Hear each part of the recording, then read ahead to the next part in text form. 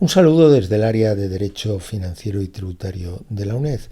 Mi nombre es Pedro Herrera, catedrático de la asignatura, y en esta serie de videoclases, continuando con el estudio de los procedimientos ordinarios de revisión en materia tributaria, vamos a estudiar las reclamaciones económico-administrativas.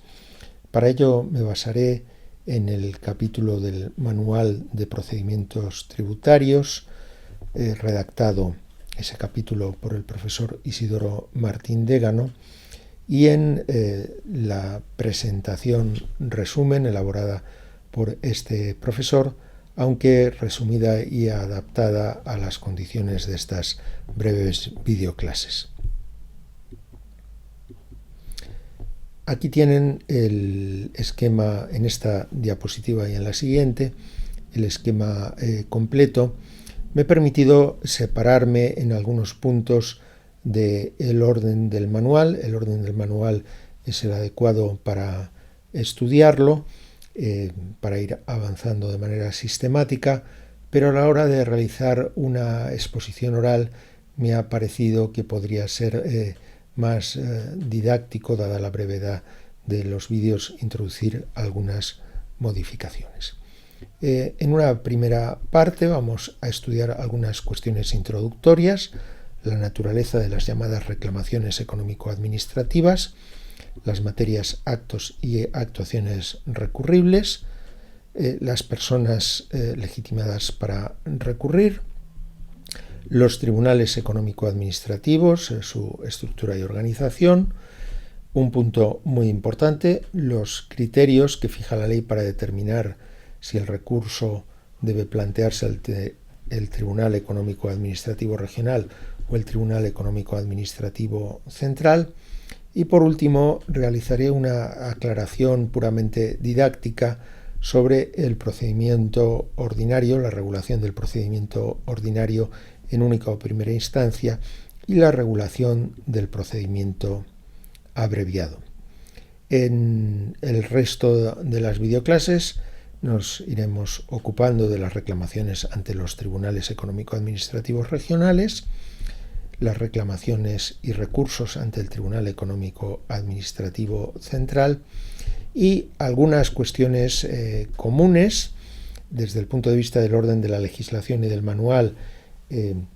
Estas cuestiones se analizan con carácter previo, pero me parece que se van a comprender mejor una vez que hayamos estudiado el funcionamiento de las distintas reclamaciones y recursos ante los tribunales regionales y locales. Comencemos, pues, con las cuestiones introductorias. ¿Cuál es la naturaleza jurídica de las reclamaciones económico-administrativas? Se trata de un recurso que se presenta ante un órgano administrativo especializado, integrado en el Ministerio de Hacienda. Estos órganos se denominan tribunales, pero no son auténticos tribunales en el sentido de que no están integrados en el Poder Judicial. La resolución a ese recurso va a agotar la vía administrativa y, por tanto, es un paso previo, preceptivo, para acudir a la vía contenciosa. ¿Qué es lo que puede revisarse en esta llamada vía económico-administrativa? Por una parte, los actos administrativos que sean objeto de impugnación, incluyendo en los casos de recurso las propias resoluciones dictadas por los órganos económico-administrativos, pero también determinadas actuaciones de los particulares, entre ellas la retención y la repercusión. ¿Quiénes resuelven? Pues estos denominados tribunales económico-administrativos, que son órganos especializados del Ministerio de Hacienda y que están dotados de independencia funcional, pero no de la misma independencia que los jueces. ¿Qué materias, actos y actuaciones se pueden reclamar y cuáles se indica expresamente por la ley que no son reclamables? Cuando nos referimos a materias que pueden reclamarse en vía económico-administrativa, estamos hablando de el conjunto de cuestiones que pueden impugnarse en esta vía.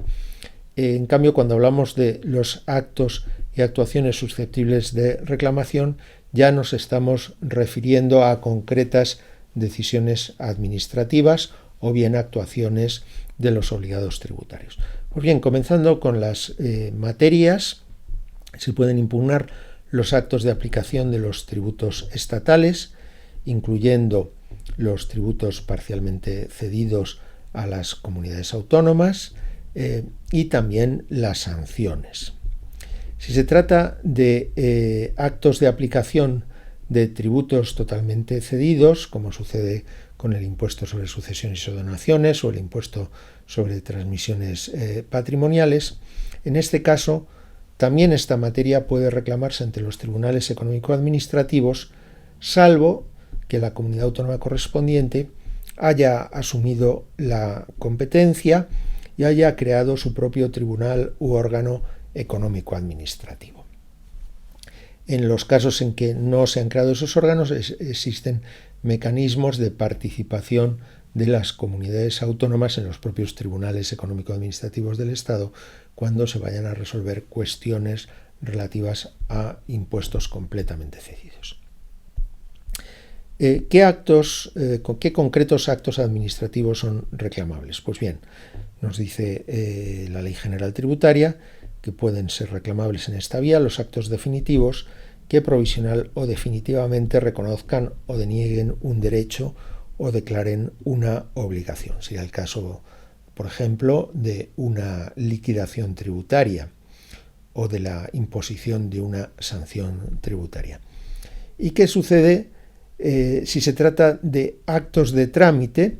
Bien, en este caso se van a poder recurrir solo si deciden directa o indirectamente sobre el fondo del asunto o ponen término al procedimiento. Por ejemplo, se podría impugnar dentro de esta categoría de actos de trámite que deciden directa o indirectamente sobre el fondo el resultado de un procedimiento de comprobación de valores cuando se notifique al interesado de forma separada de la liquidación. En cuanto a las actuaciones u omisiones de los particulares que se relacionan entre sí, se pueden impugnar las retenciones, las repercusiones, las facturas y también las relaciones entre el contribuyente y el sustituto. ¿Qué actos no son reclamables?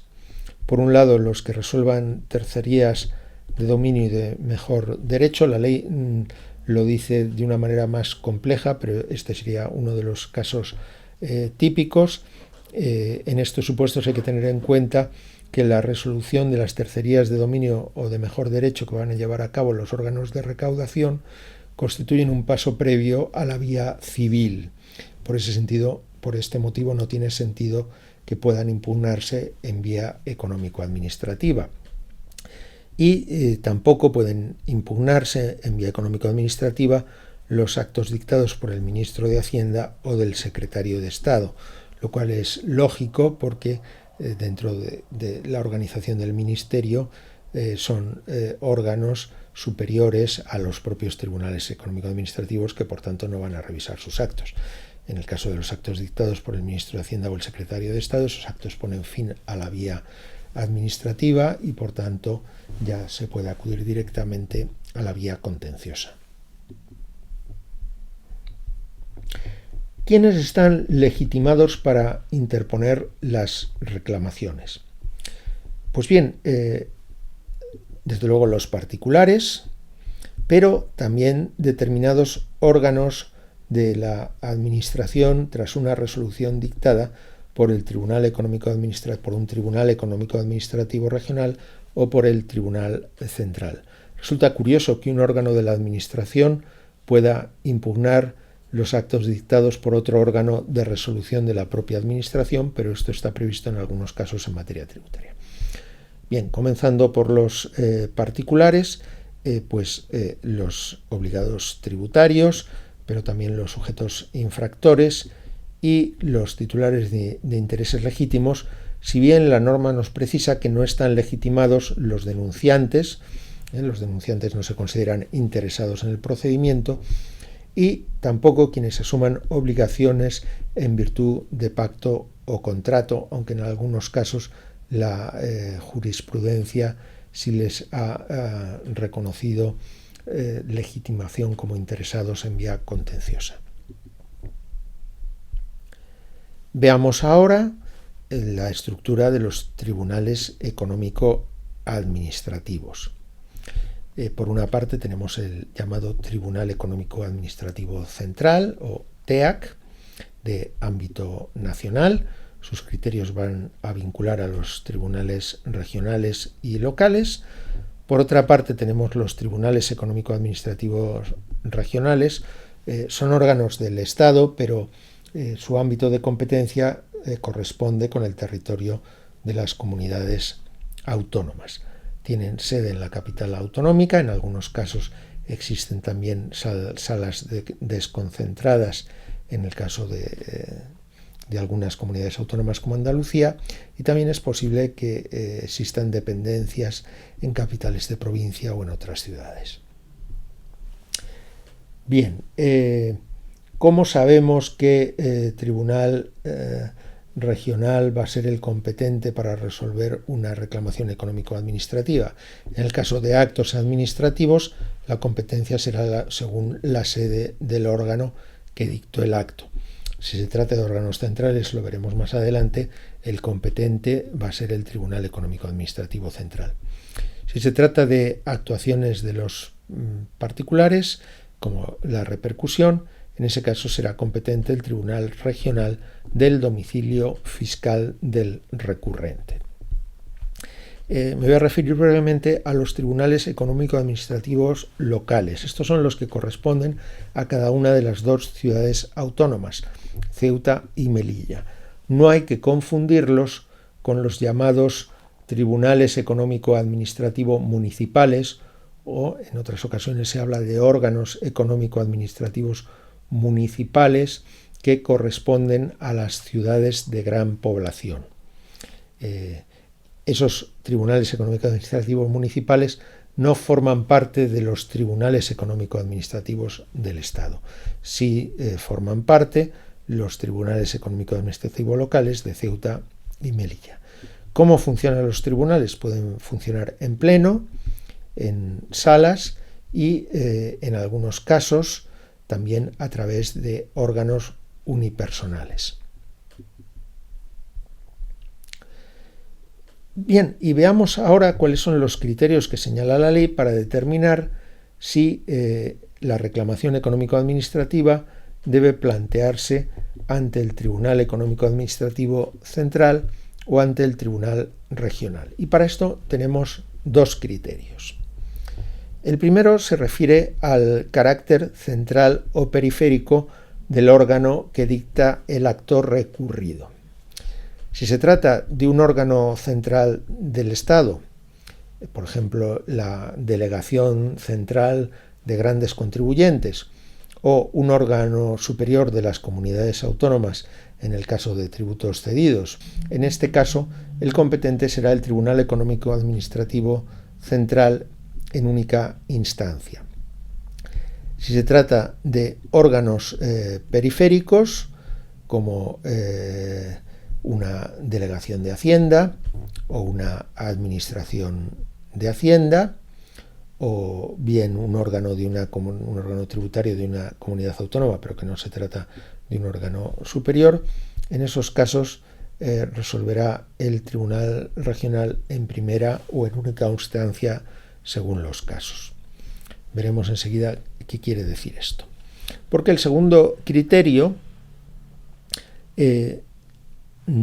se basa en la cuantía de la reclamación. Este criterio solo se aplica en el caso de actos dictados por órganos periféricos. Si se trata de un acto dictado por un órgano central, como la Delegación Central de Grandes Contribuyentes, en ese caso siempre va a ser competente el Tribunal Económico Administrativo Central.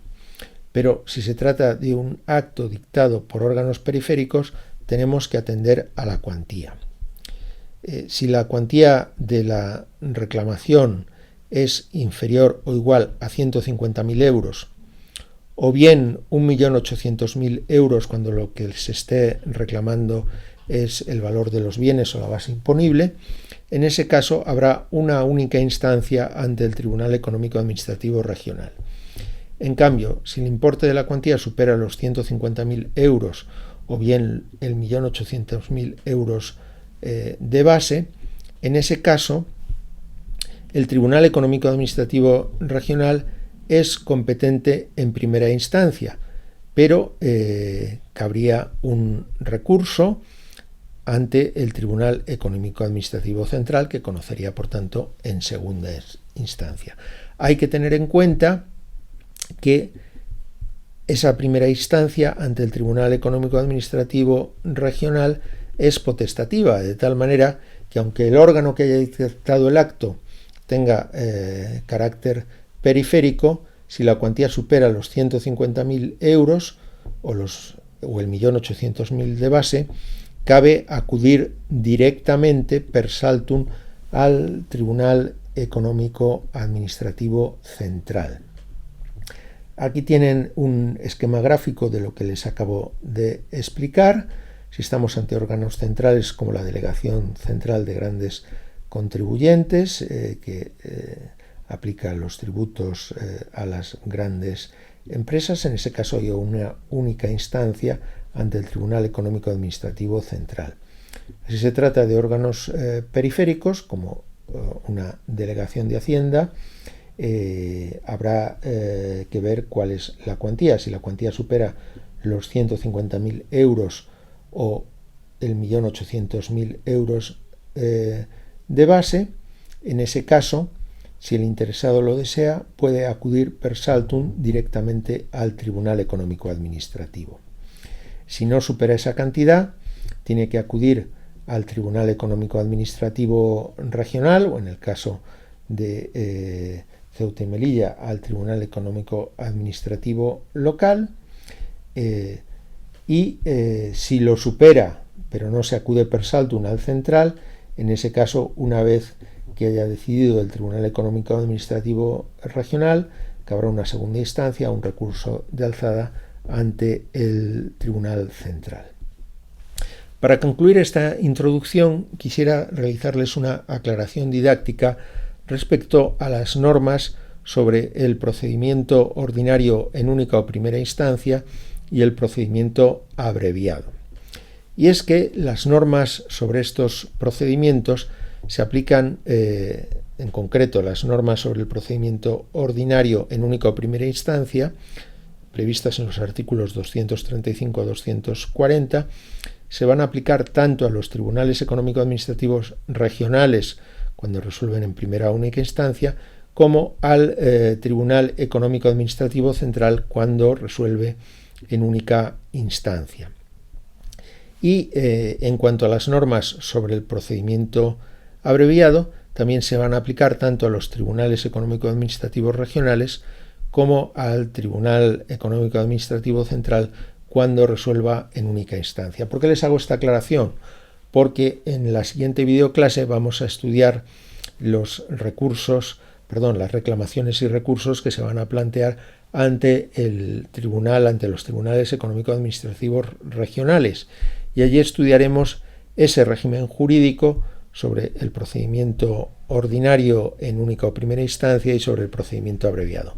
Pero hemos de tener presente que estas normas también se aplican, en su caso, a los recursos planteados ante el Tribunal Central. Con esto concluimos esta primera lección sobre las reclamaciones económico-administrativas. Muchas gracias.